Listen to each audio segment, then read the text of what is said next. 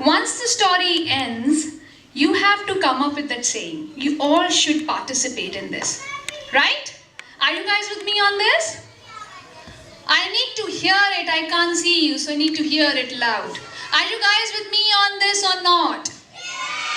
Yes. So long ago, there was a washerman. Washerman कौन? धोबी, जो सबके कपड़े धोता है. Washerman used to live in Kashi. Do we know where Kashi is? Kashi?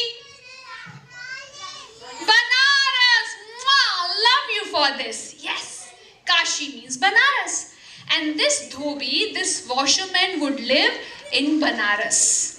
And his name was Maluk Das. Everything was fine. But this Maluk Das was very dusht, was very cruel. He had two animals with him.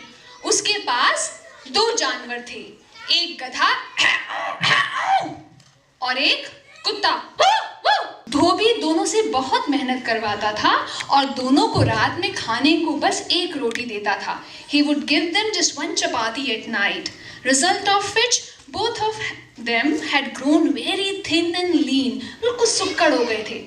पर they had no option. They could not crib because they had nowhere to go. तो मजबूर थे दोनों कि दोनों उस धोबी के पास रहने के लिए. एक रात को धोबी washer Maluk Das was sleeping in his room. घर की लाइट बंद थी और घर के कोर्टयार्ड में आंगन में ये गधा और ये कुत्ता सो रहे थे. 5 minutes past 12, a thief tries to sneak in. एक चोर घर के अंदर घुसने की कोशिश करता है. कुत्ता चोर को देख लेता है और देख के वो मुंह फेर लेता है because he didn't want to bark. He was upset with his malik, with his master. When the donkey, gadha, sees the thief, he gets alert. एकदम से वो जाग जाता है और वो कुत्ते को दुलत्ती मारता है और कहता है, hey dog, you bark.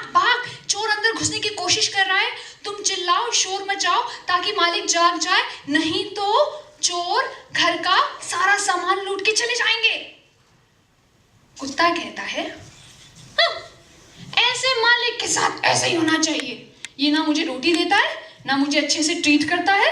ये घाट पे कपड़े धोने जाता है तो मैं इसके कपड़ों की रखवाली करता हूँ, रात को इसके घर की रखवाली करता हूँ. ऐसे मालिक के साथ ऐसे होना चाहिए. होने दो चोरी, मैं नहीं भौंकता. गधा कहता है उसका जमीर जाग चुका है, his conscience is all up, and he says, ये रात का वक्त कंप्लेन करने का नहीं है, अपनी ड्यूटी निभाओ. तुम्हें भौंकना चाहिए, नहीं तो चोर घर के अंदर घुस के सब कुछ लूट लेगा. जो मालिक अपने नौकरों का, अपने जानवरों का ख्याल नहीं करता, उसके लिए मैं नहीं भौंकता.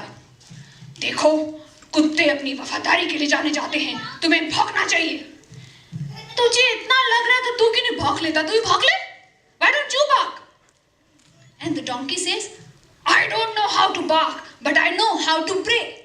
मैं देखूंगा, मैं अपने मालिक को जगाऊंगा, मैं वफादार हूँ. Dog says, okay, your wish. You wanna pray? Pray. I'm not going to bark. And there, this donkey starts to pray.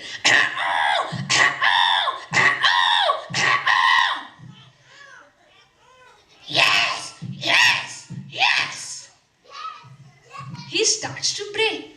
और रात के सन्नाटे में, when this donkey prays, the thief is scared and he runs away. And the malik and the washerman also wakes up. Maluk Das switches on the light. He comes out and in the courtyard he sees nobody. There is no thief who has already run away. And the dog is sleeping beside the donkey. And donkey is going and धोबी को लगता है कि ये जानबूझकर गधा भौंक रहा है, मुझे जगाना चाह रहा है. So Dhobi, the washerman, picks a big lathi and kicks him hard. He beats him with that lathi. और गधा इतना पिटता है और बेचारा को जो साइड में कुत्ता बैठा होता है वो हंसता चला जाता है. और गधा इतना पिटता है कि उसकी एक टांग टूट जाती है. और उसके बाद गधा बेचारा कसम खा लेता कि वो कभी नहीं रेंगेगा, he would never break. So कहानी के बाद कौन सी कहावत समझ में आई?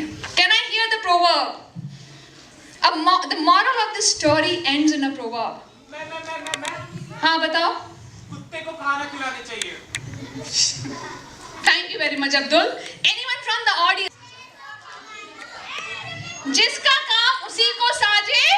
मालिक कैसे भी और आगे? मालिक कैसे भी उसकी तरह. Yes.